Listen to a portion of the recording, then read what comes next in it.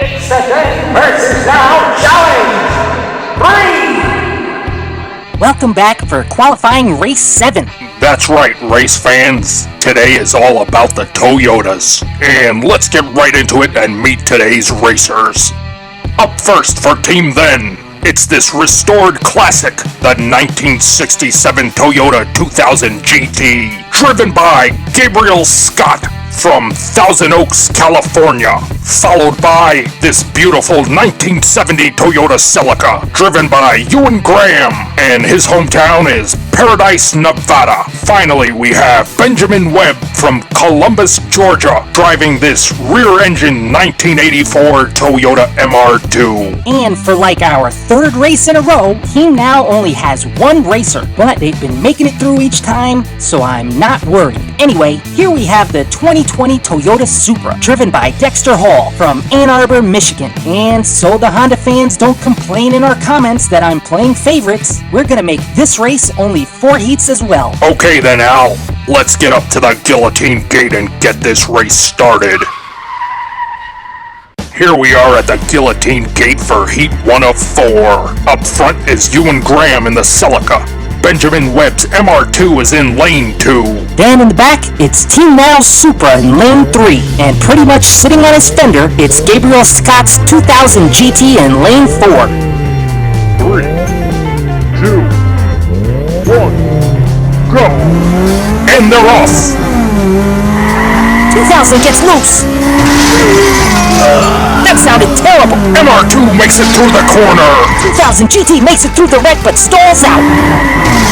MR2 went for the clunkers! Whoa! Double whoa! He's on fire! Let's get to that replay! Are we gonna put the fire out? Let's get to that replay!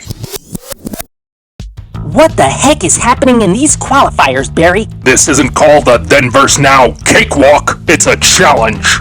Well, coming down Nevada, the MR2 goes for a late block right at the entrance of the bottleneck. And that block has the most savage delayed effect I've ever seen. It isn't until the very end of the bottleneck where it kicks in and the MR2 sends the Celica and the Supra off track. Off track? Did you hear the sounds they made? They sounded like they went off this plane of existence. And then the MR2 straightens out and takes Carmine Corner at full speed. You're just ignoring me? Is that it? Of course not, Al. Why don't you go ahead and tell us about the 2000 GT? That's not what I meant. But it looks like the 2000 GT miraculously made it through the carnage, but unfortunately couldn't make it through the turn. Then in Clunker Canyon, the MR2 loses it, crashing into the clunkers, bringing this heat to an end. What? No, it doesn't. Are we just forgetting about the flipping over and the catching on fire part?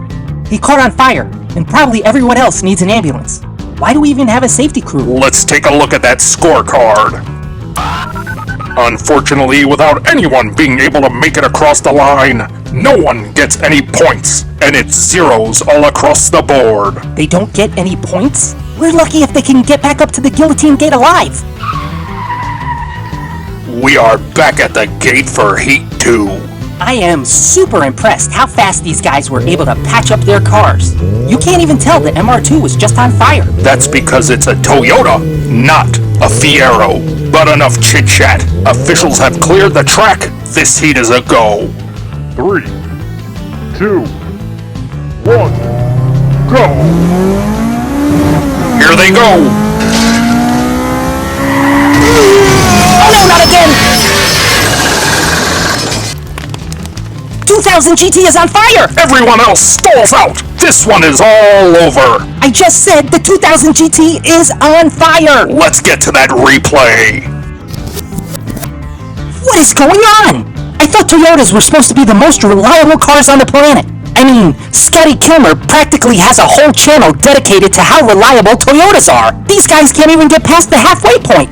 I mean, look at this! Again, coming out of the bottleneck, there's a huge accident. This time, it's the MR2 who goes off track, and his driver sounded like it was not pleasant. Plus, the 2000 GT caught on fire, and the safety crew didn't do anything.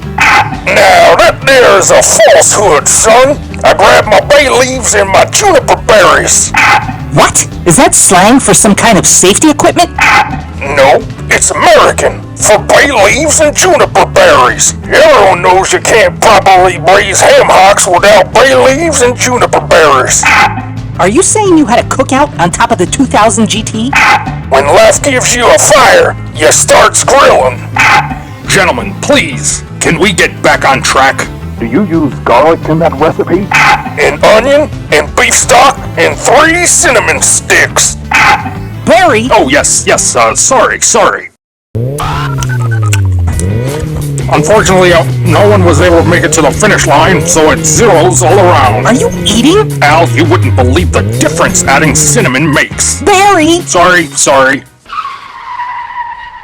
These boys are running out of chances to score. They better turn up the heat if they expect to make it to the tournament. Really, Barry? Really? 2 cars just caught on fire. You literally just ate ham hocks, cooked off of one of them, and you say, turn up the heat? Maybe we should, what we should really do is, Nope, I don't even want to hear it. Just start the countdown. 3, 2, 1, go! 2000 GT blocks! Supra pushes through!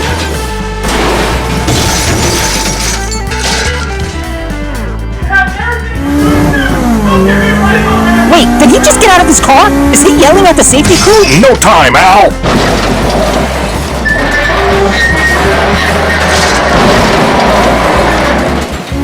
Celica blocks! MR2 makes it across the line! Yes! Someone wins a heat!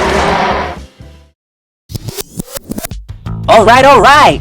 Finally, a successful heat. Coming down Nevada, we see the 2000 GT went for a block, trying hard to keep that Supra's horsepower in check. But in the bottleneck, the Supra downshifts and swats the 2000 GT to the side like a fly at a picnic. Then in the corner, it looks like the 2000 GT driver gets out of his car to yell at the members of the safety crew. I've never seen anything more unsportsmanlike in all my years of broadcasting. He's just feeling a little ornery because I asked him if GT stands for Got Torched, and the 2000 was the number of times that hunk of junk has gone ablaze. Now, let's keep it professional here, boys. Seriously? You just ate ham hocks off his car? Only because I've never had them with cinnamon on them before. But look at the way the Celica takes the lead while in reverse coming down the canyon. And he sees the MR2 is gonna pass him right before the line, so he tries a last-ditch effort to block. And while that sends him spinning, he still crosses the line. He may have gone hard into the junk, but he's also gone hard onto our scorecard. After 2 scoreless heats, the MR2 takes a huge lead. The final heat. MR2 is a lock for the tournament, but what happens if we get another scoreless round, Al? We'll have a 3-way tie for second, all with 0 points. Heck, after the way the 2000 GT just spoke to our safety crew, I say we send one of them. I mean, isn't the blue plow a Toyota? Why, yes it is. It's a 1965 FJ45 pickup. Perfect. Nobody wins, we'll send him. Great. One more for Team Then. You know what? I don't even care anymore. 3, 2, 1, go! Make it loose! It's a battle! The GT on fire again! Supra gets wild! Celica flies off! Supra across the line! MR2 back into the junk! Well, that all just happened. Now in the replay we could see that Gabriel Scott in the GT goes for a pit maneuver against Dexter Hall in the Supra. But the Supra straightens out and takes a big lead in the bottleneck. Then the Celica and the MR2 double-team the 2000 GT, sending him slamming into the inner wall and some of our safety vehicles. And that sore loser goes up like a tinderbox. I'm guessing he can now call that car the 2001 Got Torched. Plus, and he's lucky I'm all out of ham hocks, cause I'm in the mood for seconds. Well, someone else who was lucky was the Supra because he loses control and goes pinballing through the bottleneck and somehow avoids going over the cliff. Well, someone who was not lucky is the Celica because while he's trying to catch up to the Supra, he just clips the edge of the big rig and that sends him flying off the track. Then the Supra goes all out across the line using the junk to stop him. And for the last time, the MR2 goes into the pile of junk. Well, thankfully, our plow will remain safe and sound in the safety station, because the Supra just put another member of Team Now in the tournament. With that win, he gets 5 points, securing his overall second place after the MR2's 8-point total. With some hard crashes into the junk, Benjamin Webb has managed to win tonight's race and will be advancing on to the tournament. And like I just said, pulling out that last-minute win, Dexter Hall will be joining him.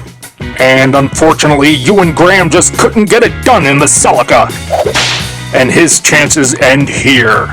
And finally, we get to say good riddance to the worst sport in all of diecast history.